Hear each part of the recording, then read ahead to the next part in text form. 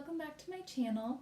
I'm sorry that it's been a bit of a hiatus again. I'm still learning how to deal with this whole cancer situation, and I'm just finding that I think I have the energy for something and I do it and I feel fine, and then afterwards it takes me like so ridiculously long to recover. And so I've just kind of been trying to do fun things for the past couple weeks, and then afterwards I end up feeling destroyed for a few days.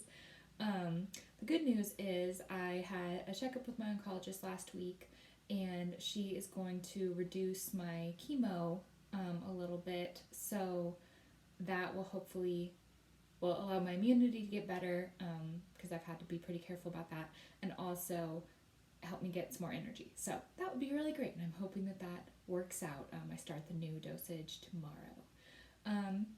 So anyway, today I wanted to talk about my stupid uterus.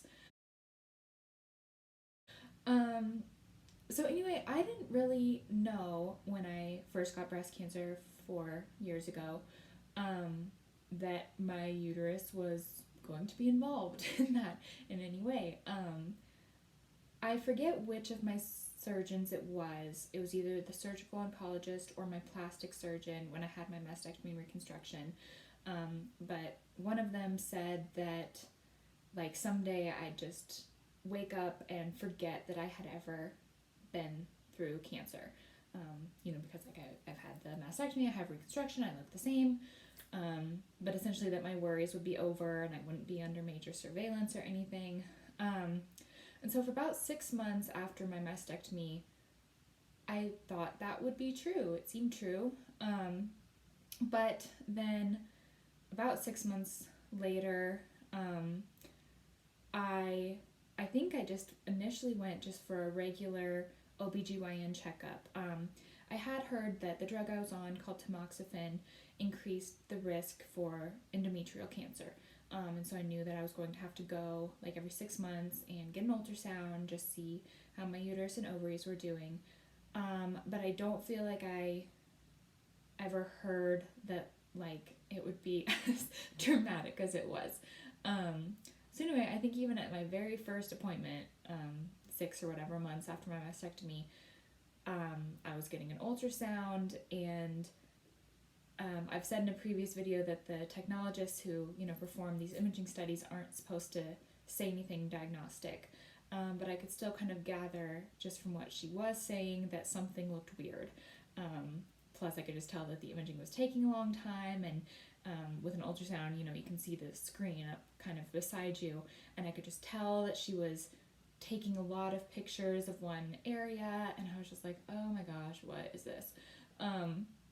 And then after the ultrasound was done, I was supposed to meet my OBGYN, and it took a while for her to come in, and while I was waiting for her, various nurses and stuff kept coming in and being like, so you tested negative for the BRCA mutation? Their implication seeming to be that like something looked really weird with my uterus that they thought meant that I might have endometrial cancer, and they were surprised that I didn't have the genetic mutation that would make me susceptible to that. And then somebody else came in, they were like, who's your oncologist? And so I was just sitting in this room like, what on earth is happening now? And so based on that day, for a little bit, it was looking, it actually turned out to be about ovarian cysts, which are also a pretty common side effect with tamoxifen. So even after that day, it was kind of being talked about that I might have to have my ovaries taken out because the cyst could rupture, which I've heard is just horribly painful and not good. I think it's an emergency surgery if that does happen. So ended up deciding to not do anything about my ovarian cysts and just see if they would just sort of progress and change month to month, which is kind of a good thing. A lot of people have ovarian cysts a lot of the time, and you might not know about it, because it's not necessarily a bad thing. It's just if they get very big or rupture, then it becomes a bad thing. But I just ended up having to go get checked out so much more frequently than I thought. And so if breast cancer is something that you're going through, if tamoxifen is something you're going to be using, just know that there are the endometrial risks, and you'll probably have to come very close with your OBGYN. Mine was wonderful. I loved her so much, and she was great. I just wished that I didn't have to see her so often. No offense to her. So I just ended up feeling, though, like I thought that I had eliminated the ticking time bomb by getting a double mastectomy, and, you know, prophylactically removing the breast that didn't have cancer. And then it ended up feeling like my uterus was a ticking time bomb. I ended up having to go in for ultrasounds every 3 months instead of every 6 months. And so it just kind of turned into a surveillance situation that I hadn't been expecting and that I hadn't really felt forewarned about. And it was just a roller coaster of fear. Every time I went to my OBGYN appointment, I would just be worried about what they'd find, and it seemed like every time there were new cysts or something did look weird with my uterus. The thing about tamoxifen that can cause endometrial cancer, and it is a very low percentage, I do want to say that, but I don't always trust those because I've been in the low percentage category of a lot of issues. But anyway, so what happened to me and what can happen to people is that I didn't have periods when I was on tamoxifen, but that didn't mean that my uterine lining wasn't growing, and so it essentially just kind of grew, but it never shed. And so you can imagine it just got thicker and thicker. And cell growth that kind of is unimpeded is something that can lead to cancer or is indicative of cancer, which is why they keep an eye on that so closely for people on tamoxifen. But anyway, mine was getting so thick that I had a DNC, which is an abbreviation for dilation and curettage, in January of 2017. And basically what that is, and so they go in and they just scrape out the inside of your uterus of all that excess tissue. And it was like an actual procedure that I went under general anesthesia for. It was an outpatient procedure, so I did leave that same day. But, you know, it still was a surgery, essentially, I think. They biopsy everything they took out, and it wasn't cancerous, so that was good.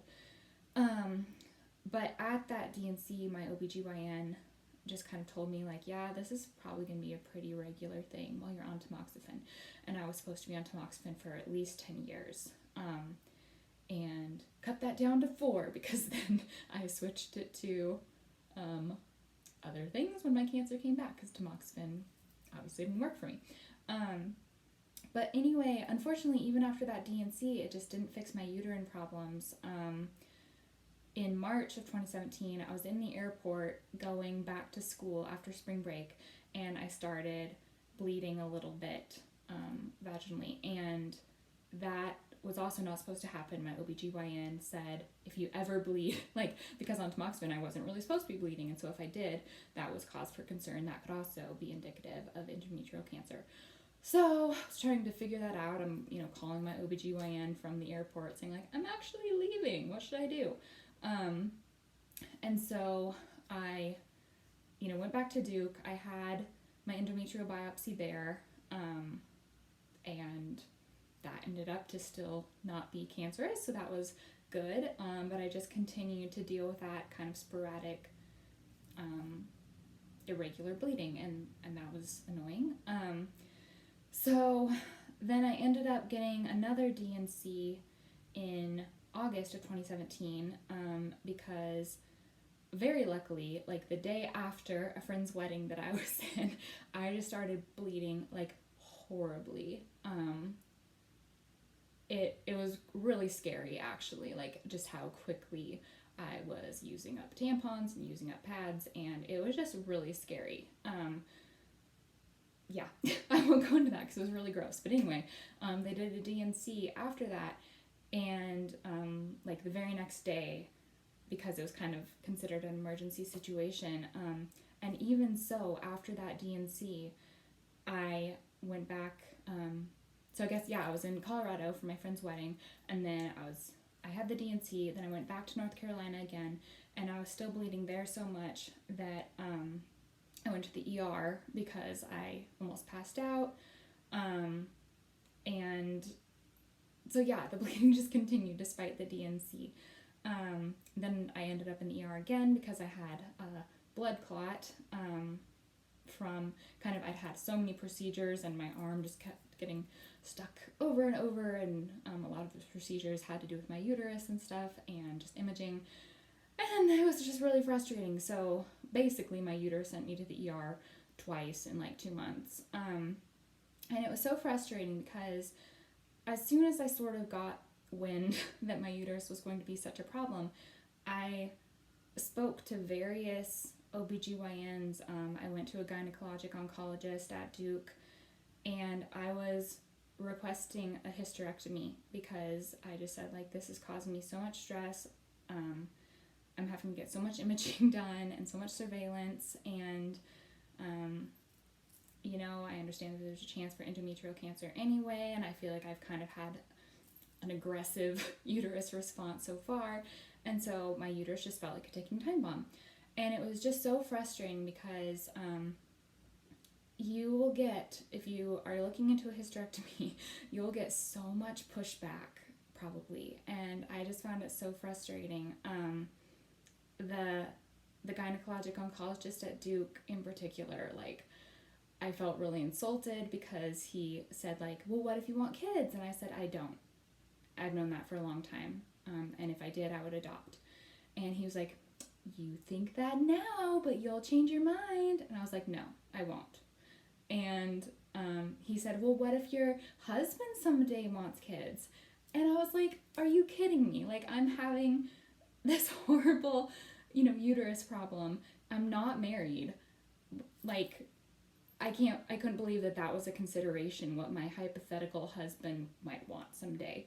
And it was actually getting to the point that my amazing friend in North Carolina was going to go with me and say that we were a couple, so that, like, if we ever wanted kids, she'd have them because she just wanted me to be able to get a hysterectomy and make my life easier. And it is just amazing how women, that's always held over their head. There's, I feel like, weekly a magazine cover that still says Jennifer Aniston is, like, devastated that she can't have kids. I'm like, I think she's over it. I think she's okay. Anyway.